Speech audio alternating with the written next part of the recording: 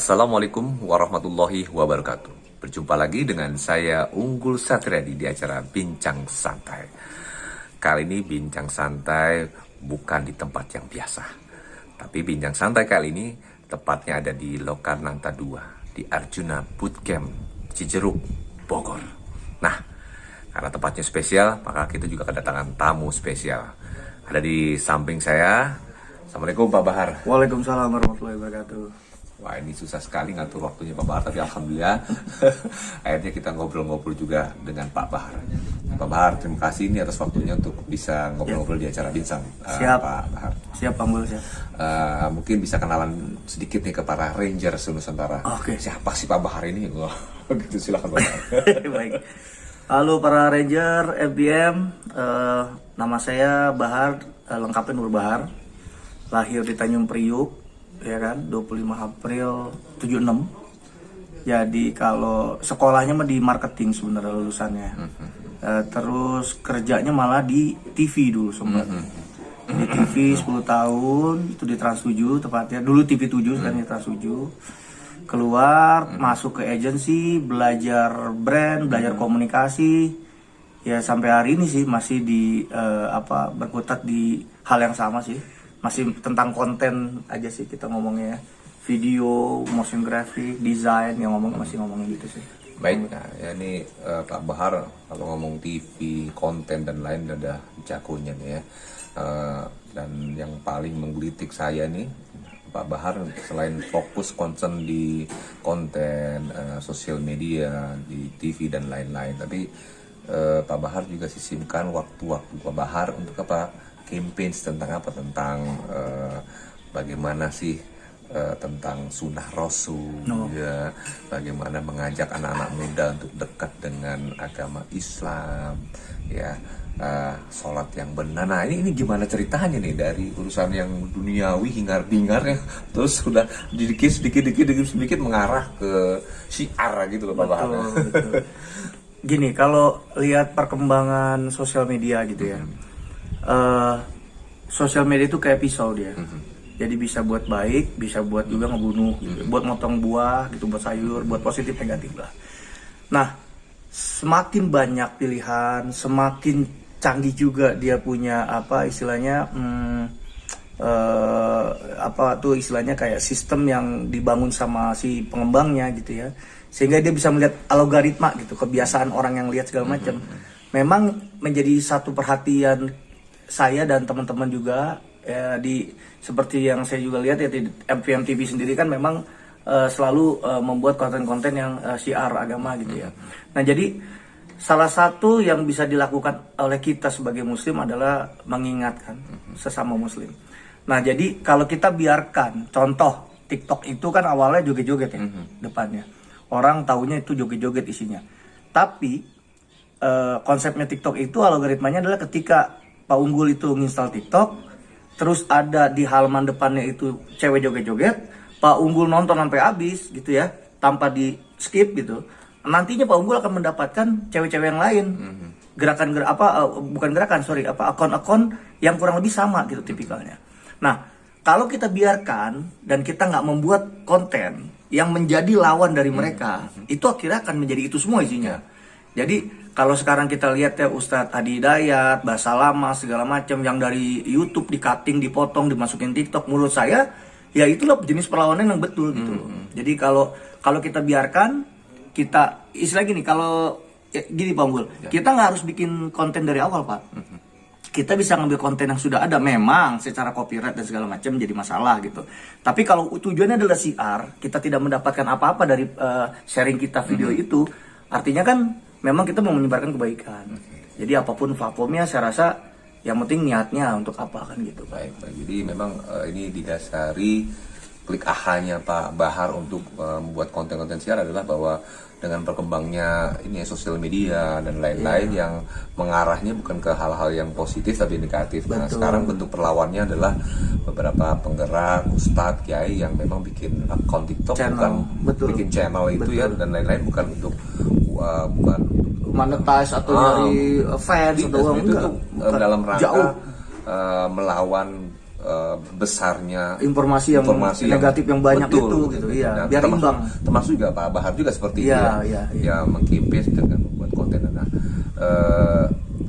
lebih banyak konten yang seperti apa nih Pak Bahar bangun untuk anak-anak muda nih khususnya nih? Iya, sebenarnya kalau konten di sosial media memang punya challenge yang lebih tinggi. Artinya jangan kepanjangan, apalagi dikemasnya di depannya terlalu lama gitu. Ya, jadi pakai intro soal itu udah di skip sama orang lah pasti.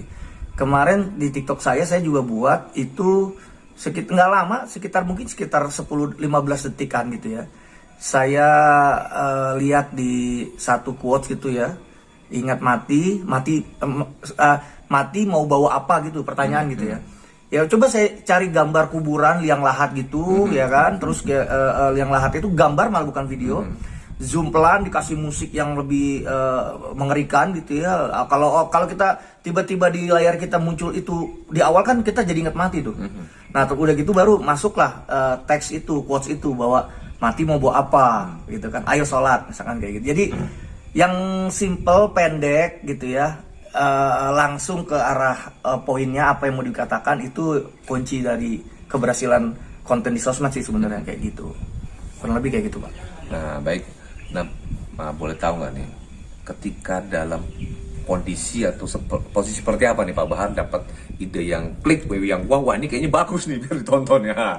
Nah, boleh sharing kan ke para Rangers kira-kira untuk menemukan ide itu dalam kondisi atau kita harus ngapain sih gitu loh, Pak Bahar. Tapi memang gini, ide itu harus dicari memang. Tetapi cara paling gampang mencari ide adalah riset sebenarnya. Jadi sekarang kan mesin pencari ada Google ya kan, atau ada apapun lah gitu. Coba kalau sebagai contoh, kalau kita install Muslim Pro lah ya nih, jadi beriklan sebenarnya. Muslim Pro itu dia punya menu quotes today, tapi itu diangkat dari hadis atau dari Al-Quran. Nah poin-poin itu bisa jadi highlight gitu. Wah ini lucu juga nih, misalkan kita ngomong tentang gibah gitu ya kan. Nah mungkin kita bisa ambil potongan yang lagi rame, misalkan ibu-ibu lagi komplain, yang lagi makan soto tuh kan, ini gimana kok sebelum keluar soto saya ini gini kan, jadi rame tuh. Nah mungkin itu bisa diambil gambarnya, dibikin warnanya hitam putih. Terus ini ngomong teknis ya, ngomong teknis. Tapi artinya untuk memulai sebuah ide itu bisa dari mana aja sebenarnya. Tapi yang terpenting adalah kita harus buka diri seluas-luasnya untuk apapun yang ada gitu. Ya riset, ya kalau riset yang penting tuh riset ya. Misalkan kita lagi duduk, kita ketemu sama tukang rumput gitu ya, lagi ngerumput. Jangan salah, dia juga bagian dari ide sebenarnya gitu loh. Tinggal kita mau ngambil angle dari mana gitu loh. Kalau kita tanya tukang rumputnya, Pak penghasilannya berapa? Hal itu hal yang umum ya. Kalau kita tanya Pak jam berapa, dari situ masih hal yang umum gitu. Kalau kita tanya Pak tadi sholat subuh nggak sih Pak gitu? Oh sholat. Habis sholat subuh langsung jalan sini Pak. Iya. Kalau pas ini Pak, pas lagi sholat zuhur itu kan Bapak lagi rumput nih, capek nih. Bapak gimana bersih-bersihnya gimana tuh kayak gitu. Nah, kan ada angle kita mau mengarahkan orang tentang ibadah gitu ya. Tapi kita mengambil dari angle orang yang kerjaannya kotor segala macam gitu. Ya kalau itu mungkin jadi biasa-biasa saja. Kita mesti cari angle yang lain sih gitu. Cuma artinya dari manapun kita bisa buat ide, tinggal kita riset aja sih Pak. Nah, baik Pak Bahar. Nah, kira-kira harapan ke depannya dengan aktivitas yang Pak Bahar saat ini lakukan apa sih sebenarnya sih Pak Bahar? Ya kalau terhadap audiens yang Pak Bahar. Ya saya sih berharap bukan cuma saya gitu loh. Jadi apa yang kita kerjakan itu sebaiknya bisa menjadi contoh buat orang lain juga untuk ikutan gitu. Jadi kayak kalau sekarang ada orang tabrakan motor terus buru-buru ambil handphone direkam korbannya gitu, itu kan lebih Masya Allah, itu nggak ada manfaatnya, banyakan nggak baiknya lah itu ya. Bagaimana keluarganya kalau ngelihat gitu kan ini. Jadi kenapa nggak hal yang simple aja? Ayo udah sholat belum? Kalau ada cewek cantik pakai hijab, kalau diingetin sholatnya kan lucu ya. Ngingetin Ikhwan pada sholat belum? Sholat dong gitu. Nah itu kan konten yang menurut saya udah enak dilihat, isinya bagus gitu loh. Itu contoh aja, mungkin ada hal yang lain. Itu sih Pak. Ya ada ini nggak pesan moral buat para Rangers se-Nusantara dari Iya. Jadi gini para Rangers, waktu kita 24 jam sehari gitu ya. Terus kalau kita nggak bisa berinfak lewat uang, kita nggak bisa ngebantu orang secara fisik, tapi kita sukanya ada di depan layar handphone gitu ya. Mulailah dari teman-teman semua dari Ranger semua udah bikin tuh, mungkin ngomong di depan handphonenya langsung, ya mungkin abis kajian terus dengar sesuatu yang diingatkan, misalkan mengecewakan tamu misalkan gitu ya, diungkit aja sekali 1, 2 kata 4 kata gitu, karena buat saya hal itu jauh lebih genuine daripada kita harus bikin hal yang terlalu sulit sebagai ide gitu. Ide itu semakin sederhana semakin bagus karena orang semakin paham kita ngapain gitu. Itu sih mungkin Pak. Baik Pak Bahar ya, terima kasih Siap. banyak ya, Ya, Pak. udah menyempatkan waktu ngobrol-ngobrol di acara Binsan nih. Baik para Rangers Nusantara, demikian tadi ngobrol santai kita dengan Pak Nur Bahar. Semoga bermanfaat dan banyak menginspirasi tentunya. Saya Unggul Satriadi pamit undur diri. Sampai berjumpa lagi di program Binsan berikutnya. Assalamualaikum warahmatullahi wabarakatuh. Waalaikumsalam.